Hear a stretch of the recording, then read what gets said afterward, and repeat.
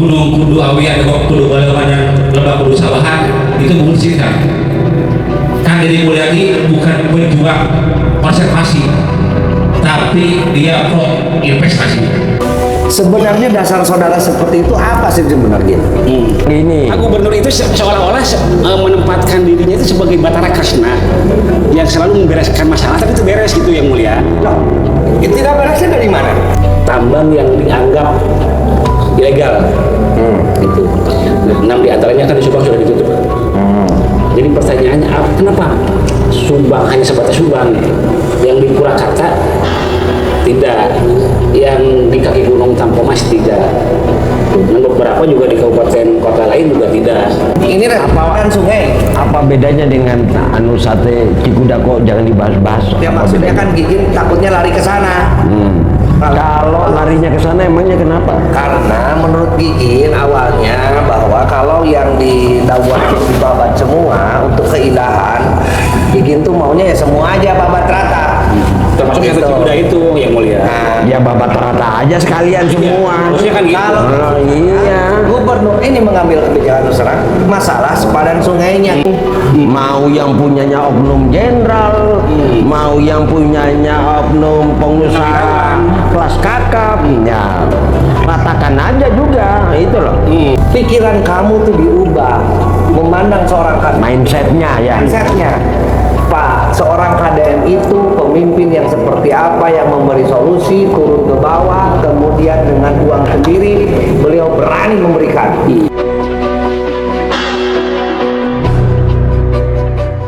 Assalamualaikum warahmatullahi wabarakatuh. Sampurasun. Waalaikumsalam.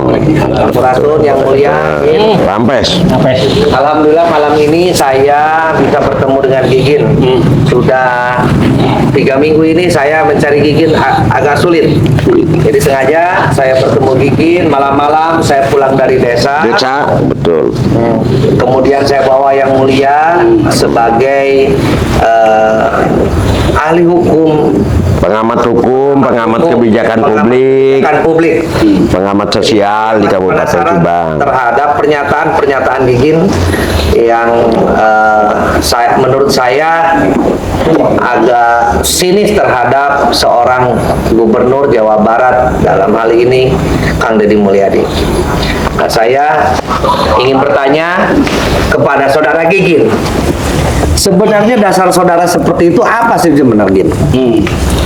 Awalnya semenjak kemunculan KDM Iya, di media sosial, khususnya di konten YouTube-nya beliau,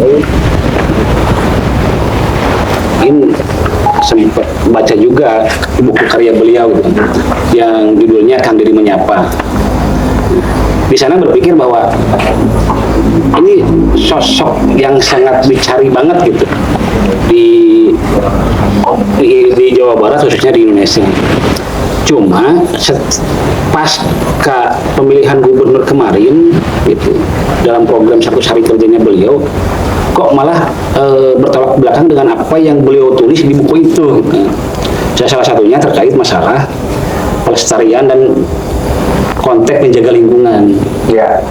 Terus di buku itu memang beliau berbicara tentang lingkungan. Oh iya. Jadi beliau menuliskan terkait masalah hubungan manusia dengan alam. Ya. Nah, faktanya berbeda ketika konten beliau sudah ramai, sudah menjadi konsumsi publik gitu. Ya salah satunya, ya jangan jauh-jauh lah. Itu contoh ada 2 contoh permasalahan pengelolaan bab lingkungan hidup di Purwakarta yang tidak terkelola dengan baik. Salah satunya seperti tambang batu dan TPA apalah gitu ya di Purwakarta itu. Memang itu jadi masalah klasik juga. Enggak, saya potong dulu. Boleh. Memang Gigin apal gitu, sudah tahu bahwa yang di Purwakarta itu menjadi permasalahan yang begitu kompleks gitu ya. Apa Gigin bisa berstatement seperti itu? Dari mana itu? Apakah saudara sudah bisa membuktikan itu? Kita kan kebetulan berkegiatan alam bebas ya kan, semenjak sebelum COVID itu. Kebetulan pas bertepatan dengan beliau juga masih jadi Bupati Purwakarta. gitu. Ya banyak, salah satunya yang tadi dikatakan masalah tambang batu, TPA yang ada di Purwakarta, termasuk Sungai Cilamaya yang memang berbatasan antara Kabupaten Subang dengan Kabupaten Purwakarta. Begini, saya potong lagi gini.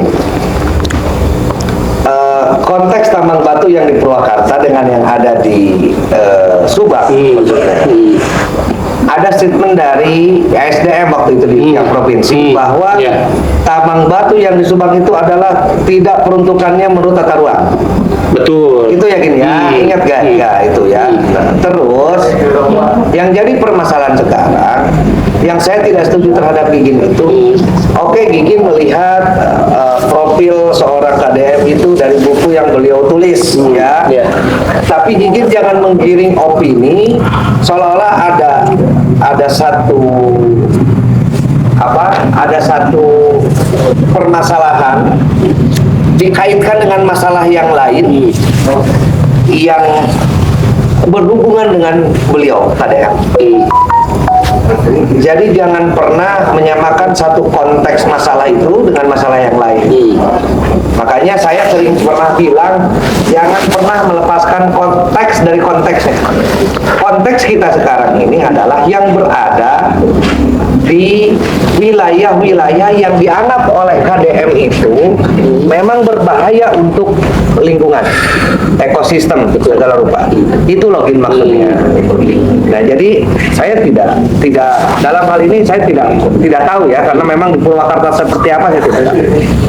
Yang jelas pada hari ini saya anggap bahwa apa yang dilakukan KDM sudah betul untuk menyelamatkan alam, ya, untuk melestarikan alam dan untuk mencegah banjir. Itu saja. Ya. Kalau menurut saya itu terserah Gigin ayana rek terima dengan alasan apa ya silakan, tidak terima dengan alasan apa silakan. Jawabnya Silakan. jadi ada bahasa lama yang pernah dilontarkan oleh beliau jauh sebelum beliau jadi gubernur, bahwa Gunung Kudu Awian gitu ya, Lebak Kudu Balongan dan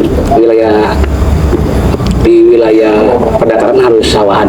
Intinya bahwa ini harus ada hubungan yang harmonis antara kita sebagai manusia dengan alam. Nah, faktanya berbeda. Yang tadi dikatakan sama Indra kan, Kak Indra mengutip statement SDM Jawa Barat bahwa di Jawa Barat itu ada 176 tambang yang dianggap ilegal. Gitu. Nah, 6 diantaranya kan di Subang sudah ditutup. Jadi pertanyaannya, kenapa Subang hanya sebatas Subang gitu? Yang di Purwakarta tidak, yang di kaki gunung Tampomas tidak, dan beberapa juga di kabupaten kota lain juga tidak. Jadi gini, kan inilah yang menjadi kesalahan awal ketika tata ruang ya untuk peruntukannya sudah ditembrak lah gitunya gitu. Nah, dalam hal ini untuk Subang ini pandangan saya ya, untuk menyelamatkan ketika tata ruang ini tumbur gitu ya, makanya gubernur langsung turun tangan, kemudian ya memberhentikan sementara sampai saat ini ya, memberikan sementara ya tambang ilegal, dan yang ilegal pun yang legal pun masih belum bisa diperpanjang ya, yang prosesnya pun sekarang diberhentikan. Karena itulah beliau mengambil kebijakan ketika tambang tersebut ya tidak sesuai dengan tata ruang yang ada. Nah itu Nah kalau kita berbicara sekarang ke Purwakarta, ya mungkin tata ruangnya itu diperuntukkan untuk itu loh Ini kan dasarnya sudah ada, makanya cekurang entah ngebandingkan jeung daerah lain ketika kita tidak tahu sebenarnya aturan tata ruang di sana seperti apa. Lamun kusinis pribadi, kalau kusinis pribadi mah yakin, oh itu Purwakarta meureun boga manehanana boga masih anu lah mungkin deketnya. Kalau kita secara sinis, tapi kalau secara aturan, ya meureun di Purwakarta mah tata ruang. Nah, itu untuk peruntukannya. Oke, Gigin geser ke Subang dulu ya. Cok. Yang kemarin agak hangat nih. Tapi kamu nggak usah bahas masalah Cikuda ya. Nah, sate Cikuda tuh beda. Ya, beda, Gin. Gigin baru mau ngomong itu Enggak, maksudnya itu jangan dulu bahas itu, beda dengan yang ada sepadan sungai. Ini sepadan sungai. Apa bedanya dengan anu sate Cikuda kok jangan dibahas-bahas? Ya Apa maksudnya bedanya? kan Gigin takutnya lari ke sana. Kalau larinya ke sana emangnya kenapa? Karena menurut Gigin awalnya bahwa kalau yang di Dawat itu dibabat semua untuk keindahan, Gigin tuh maunya ya semua aja babat rata. termasuk Gitu. sate Cikuda itu yang mulia. Nah, Ya babat rata aja sekalian semua. harusnya kan gitu. kalau Oh, maksud saya, iya. Gubernur ini mengambil kebijakan Nusantara masalah sepadan sungainya, Gin. iya. Beliau melihat itu dulu.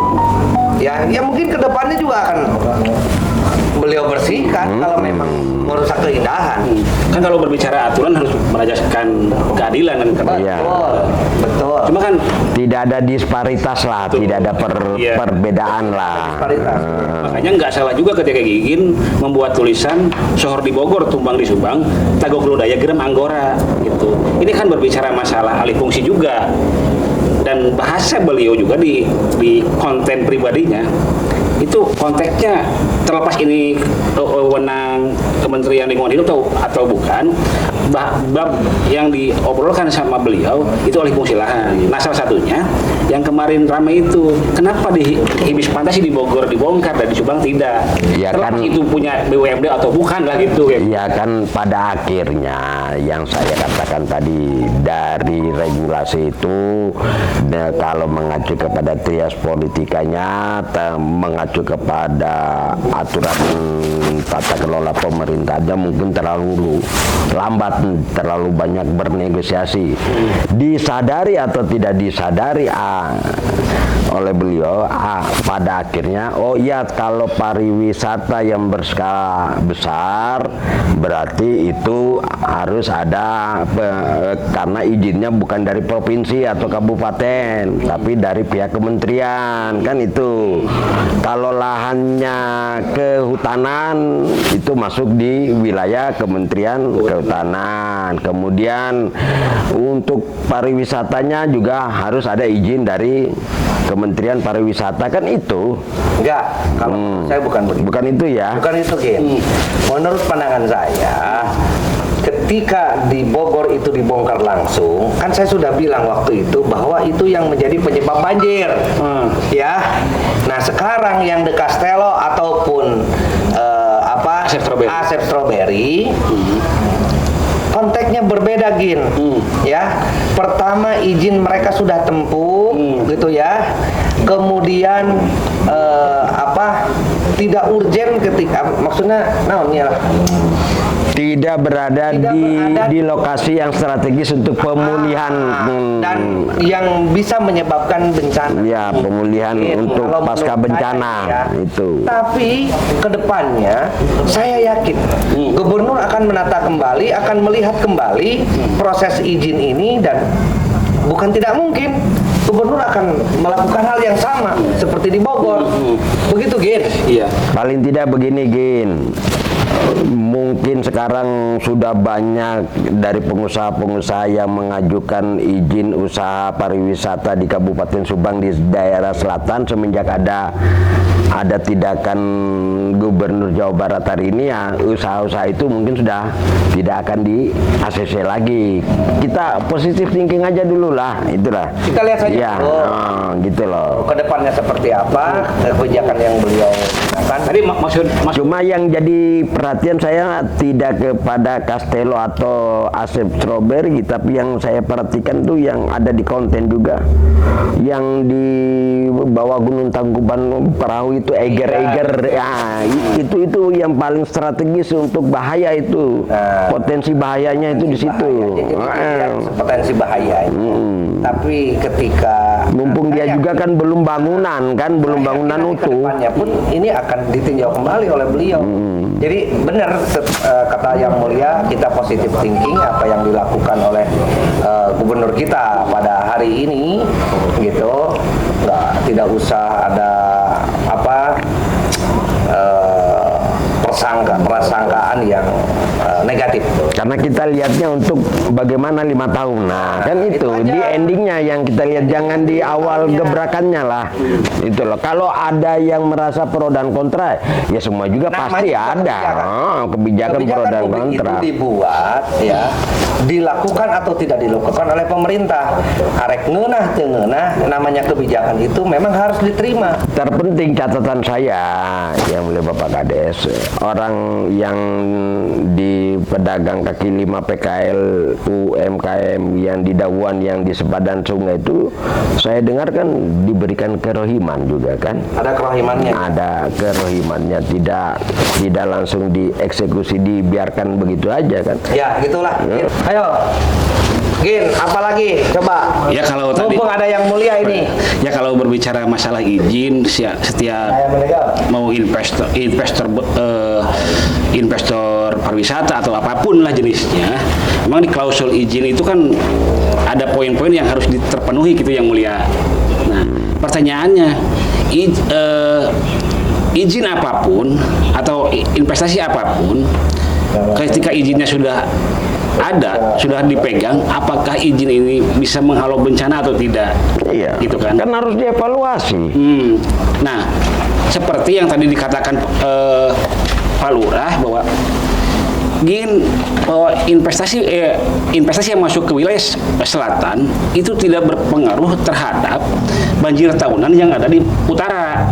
Nah, kan permasalahannya yang ingin bahas itu bukan ke wilayah utaranya, tapi wisata yang ada di selatan itu berdekatan dengan patahan Sesar Lembang gitu. Nah, paham lah Sesar Lembang itu, makanya kan saya lebih menyorotin yang di pariwisata yang tadi itu Eger itu ya, karena itu sangat-sangat strategis itu.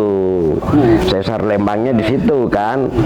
Nah, Castello Asep Strawberry itu bangunan sudah kadung berdiri. Nah, asetnya juga besar. Kalau Gigin, maaf ya, kalau Gigin bilang udah kadung berdiri, Ibis Itu juga sudah berdiri ya. iya, 40 miliar kan akhirnya. Justru, makanya saya bilang konteks di sini ketika yang menyebabkan signifikan satu bencana itu, gubernur mengambil kebijakan langsung, begitu loh. Dieksekusi langsung. Resiko apapun mereka, nggak ada yang mau dicaci, dimaki dengan apa, dengan posisi waktu itu pegawainya jadi pada berhenti, itu kan sudah resiko yang besar karena mengambil satu kebijakan yang besar pada waktu itu. Nah, di sini kita balik lagi, mungkin ke depannya, saya yakin ke depannya, karena beliau sering bilang bahwa kita ini numpang di alam, alam jangan dirusak. Ke depannya beliau akan melihat apa seperti gimana nanti ke depannya di Castello dan Asep Strawberry. Begitu Gin, makanya positive thinking dulu. Jadi seolah-olah gubernur kita ini menunggu bencana dulu terjadi gitu ya yang mulia ya. Itu kadinya lain menunggu bencana. Artinya Kalau ada bencana berarti tindakannya langsung secepat mungkin, seketika eksekusinya, penyebabnya langsung dipotong gitu loh, gitu. diamputasi langsung Diamputasi. penyebabnya. Kalau yang di Bogor itu bukan berarti ada bencana kayak gubernur Arek. Kalau gitu Gin salah. Makanya kayak pikiran kamu tuh diubah, memandang seorang Mindsetnya ya. mindsetnya. Pak, seorang KDM itu pemimpin yang seperti apa, yang memberi solusi, turun ke bawah, kemudian dengan uang sendiri beliau berani memberikan. Sekarang gini, Pak Gubernur itu seolah-olah menempatkan dirinya itu sebagai Batara Kresna yang selalu membereskan masalah, tapi itu beres gitu yang mulia. Loh, tidak beresnya dari mana? kan begini. Itu kan beliau itu sebagai gubernur hanya berani ke rakyat kecil gitu maksud saya tuh. Jadi Jakarta tingkir oge ketika di hadapan jeung oligarki mah itu bisa hibrang. Enggak. bukan berani ke rakyat kecil, justru ketika beliau datang ke bawah, tahu fakta di lapangan seperti apa, beliau akhirnya menggunakan kekuasaan sebagai gubernur pada waktu itu. Gigi tidak tahu. Contoh masalah ijazah. Beliau ketika bilang bahwa tidak boleh menahan ijazah. Kata siapa sampai per hari ini tidak ada urusan yang dibereskan oleh beliau? Ada, beliau sudah menurunkan dana. Ada surat edaran gubernur bahwa efisiensi anggaran untuk pendidikan itu 1 triliun lebih. Itu bukti bahwa tanggung jawab beliau bahwa sekolah swasta tidak bisa menggunakan dana BOS untuk pembayaran honor gurunya. Akhirnya orang yang tidak mampu membayar SPP sekolah swasta ditutup dengan persyaratan, dengan beberapa persyaratan. Contoh, ke desa orang itu harus membuatkan surat keterangan miskin. Jadi kurang oge. Cobalah hari ini Gigin berusaha menempatkan diri bahwa KDM itu Tebang pilih. bukan tebang pilih. Pilih tebang. KDM itu adalah seorang Tebang pilih apa pilih yang tebang? berani mengambil resiko apapun dengan kebijakannya. Begitu. Iya, tapi kan ketika sama investor-investor besar kan tidak mau ngambil resiko beliau Itu kan. buktinya dari mana? Justru itu saya pengen tahu. Bukti Gigin ngomong seperti itu dari mana? Saya tidak ada bukti seorang KDM seperti itu. Ya salah satu buktinya yang tadi Gigin sampaikan di awal itu terkait masalah Aiger kurang gimana besar? Eiger itu. Aiger kurang besar. Koneksinya kurang gimana kuat. Tapi beliau hajar ketika memang itu membahayakan. apakah investasi yang di selatan empat tempat wisata seperti The Castello, Asep Strawberry, Smart Hill, Catang Angkong itu juga beresiko. Nah gini aja kita mau yang punyanya oknum jenderal, mau yang punyanya oknum pengusaha kelas kakap, ya ratakan aja juga itu loh. Yang satu dari legislatif berpikir secara aturan mekanisme legislatif, yang satu berpikirnya efektivitas dan efisiensi agar semuanya tepat sasaran. Ya memang sementara waktu kontradiktif, tidak nyambung itu. Tapi pada akhirnya nanti akan ada melahirkan solusi. Jadi ada yang mengatakan terlalu banyak rapat, kapan eksekusinya, kan itu. Nah, bicara hal-hal yang dikatakan tadi itu lingkungan ya.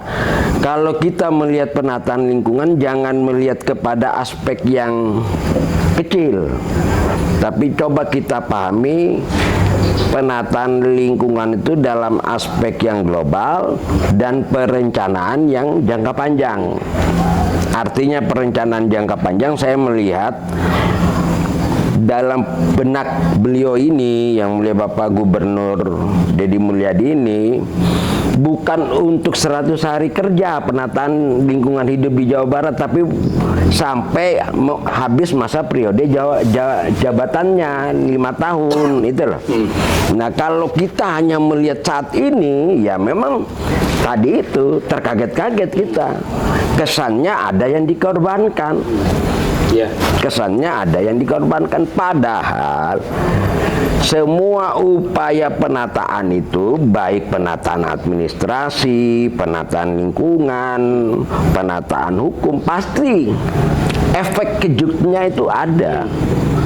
Contoh kita ingat KPK pada saat awal-awal kan gitu ya, yang menurut Bapak Indra, efek kejutnya terasa sehingga menimbulkan pro dan kontra. Ujungnya adalah kesadaran daripada pemimpin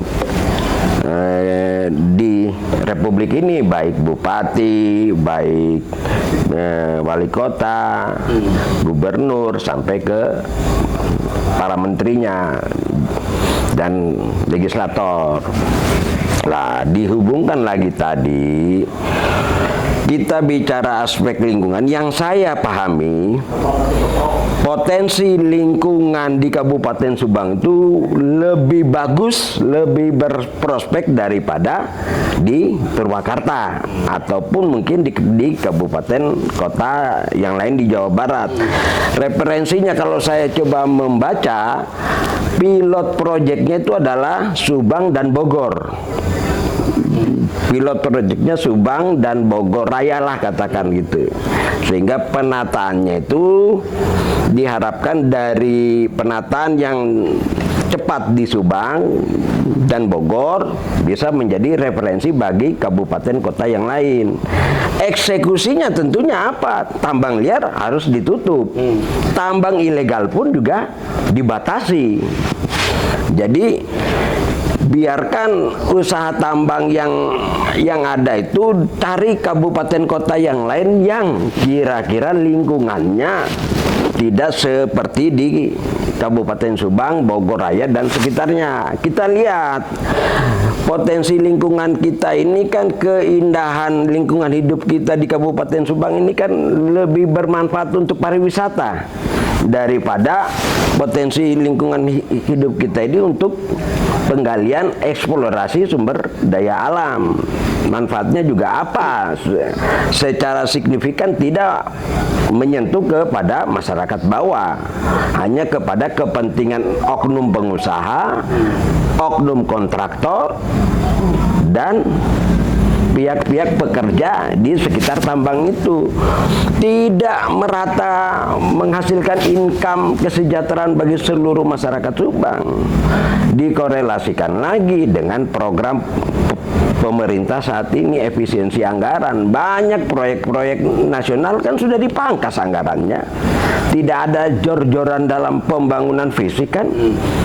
Nah, dengan tidak adanya jor-joran pembangunan fisik, kemudian banyak proyek-proyek strategis nasional yang ditunda, berarti kan kebutuhan material itu juga sudah terbatas. Nah, momentum ini yang saya lihat ya dipergunakan oleh beliau untuk penataan sumber daya alam kita, penataan lingkungan kita. Ya kalau korbannya lebih kepada masyarakat yang termarginalkan, itu wajar. Contoh seperti yang di Kedaung, yang ada di bantaran sungai. Gubernur sebelumnya, bupati sebelumnya kan tidak pernah menegur mereka untuk jangan membangun di daerah sepadan sungai. Kan itu. Tiba-tiba katakan 15 tahun yang lalu, hari ini ada gubernur yang tiba-tiba mengeksekusi masalah seperti itu, ya pasti kaget lah. Nah, kalau bicara legal standingnya, ya mereka memang tidak punya legal standing, karena daerah bantaran sungai itu adalah bukan untuk pemukiman penduduk. Itu kan tanah yang dikuasai oleh negara melalui BBWS, kemudian PJT, BKSDA. Lah, kalaupun sekarang berdiri bangunan sampai tadi ada sertifikat, loh, kalau kita bicara runtut kepada regulasinya tidak bisa itu. Termasuk banyak juga perumahan developer yang membangun perumahan di sekitar sungai besar. Kan itu kalau saya lihat tanahnya bukan sertifikat hak milik. Itu tanah-tanah girik, tanah-tanah adat. Yang kalau dilihat ahli warisnya siapa, sistem warisnya tidak ada, karena ternyata dulu itu sungai yang besar akhirnya mengecil seiring waktu. Jadi bagaimanapun ya, penataan lingkungan, program pemerintah yang berskala besar pasti ada yang dikorbankan. Tidak akan ada happy ending. Semua harus terakomodir keinginannya secara instan, tidak ada. Contoh saya sambungkan lagi kepada adanya usaha yang ternyata berdiri juga. Mungkin dia masuk juga di kawasan sepadan sungai. Ya, siapa yang salah? Ya kenapa? Yang salah adalah Mungkin diduga gubernur yang dahulu, mungkin diduga Bupati Subang yang terdahulu. Memang betul itu kawasan industri, tapi kan ada batasnya. Nah, iya. Ada batasnya, tidak boleh masuk kepada sempadan sungai. Kenapa dulu diberikan izin? Nah, hari ini kita membandingkan adanya warga di sepadan sungai yang katakan digusur, bahasa kasarnya, bahasa bagusnya direlokasi, tapi dibandingkan dengan iklim investasi di Kabupaten Subang. Tunjuk hidung aja lah, ada PT Daenong, ada PT GDA dan sebagainya. Kok kenapa itu tidak diperlakukan yang sama? Ya, mohon izin yang mulia. Kalau bicara masalah tadi yang mulia katakan bahwa Subang dan Bogor itu akan sedang dijadikan percontohan. Menurut saya ya, perspektif saya loh. Kalau memang iya, gitu kan, dua kabupaten ini dijadikan percontohan, kenapa yang dibongkar hanya di Dauhan, sedangkan di Subang yang mengakibatkan banjir tahunan di wilayah Pamanukan khususnya, itu adalah hilangnya sepadan sungai di sepanjang Sungai Cigadung. Nah, kenapa itu tidak dibongkar juga? Gitu. Ya. Jalur Subang Pagaden yang memang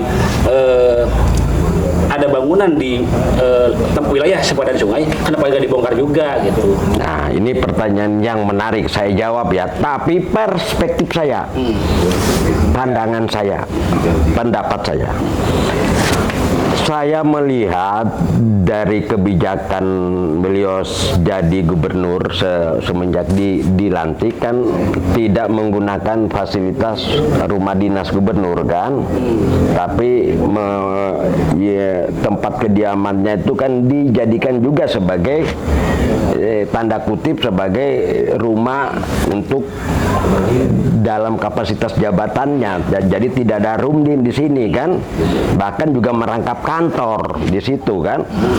Ya wajarlah seorang gubernur Jawa Barat ingin di sekitar wilayahnya dari Dauhan sampai ke Kalijati itu bentuknya bagus, jalannya bagus. Kan kita lihatlah postingan-postingannya itu kan di sekitar rumahnya kan bagus-bagus semua tuh kan, lingkungan sawah juga, jalan aspalnya mengkilat gitu. Mungkin kalau memang di sekitar wilayah arah masuk dari Kalijati, arah masuk dari Subang Kota harus bagus menuju kediamannya itu. Ini perspektif saya ya. Itu perspektif yang